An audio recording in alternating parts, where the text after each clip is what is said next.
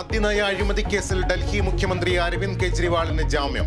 Supreme കോടതി ജാമ്യം അനുവദിച്ചത് CBI രജിസ്റ്റർ ചെയ്ത കേസിൽ. അറസ്റ്റിനെ അനുകൂലിച്ചും എതിർത്തും ജഡ്ജിമാർ. മുഖ്യമന്ത്രിയുടെ ഓഫീസിൽ പ്രവേശിക്കുന്നതിനും ഫയലിൽ ഒപ്പിടുന്നതിനും കെജ്രിവാളിന് വിലക്ക്.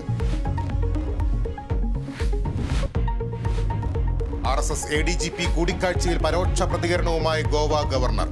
രാഷ്ട്രീയത്തിൽ അയിത്തം കുറ്റകരം. ഒരാളെ കണ്ടുകൂടാ എന്ന് പറയുന്നത് ശരിയല്ലെന്ന് PS ശ്രീധരൻപിള്ള. രാഷ്ട്രീയ അയിത്തം കൽപ്പിക്കുന്നവർ കുറ്റക്കാരാണെന്ന് കേന്ദ്രമന്ത്രി സുരേഷ് ഗോപി. കെ ഫോൺ പദ്ധതിയിൽ CBI അന്വേഷണം ആവശ്യപ്പെട്ടുള്ള പ്രതിപക്ഷ നേതാവിന്റെ ഹർജി ഹൈക്കോടതി തള്ളി. ഹർജിയിൽ പൊതുതാൽപര്യമില്ല. സർക്കാരിന് ടെൻഡർ നടപടികളുമായി മുന്നോട്ടു പോകാമെന്നും കോടതി. PD സതീശൻ കോടതിയെ സമീപിച്ചത് കരാർ നൽകിയതിൽ അഴിമതിയുണ്ടെന്ന് ചൂണ്ടിക്കാട്ടി. നിയമസഭാ കയ്യാങ്കളി കേസിൽ UDF MLA-മാർക്കെതിരായ കേസ് റദ്ദാക്കി ഹൈക്കോടതി. ആലപ്പുഴ കലവൂർ സുഭദ്രാവത കേസിൽ പ്രതികൾ അറസ്റ്റിൽ. നിതിൻ മാത്യുവും ശർമ്മളയും കുറ്റം സമ്മതിച്ചതായി പോലീസ്.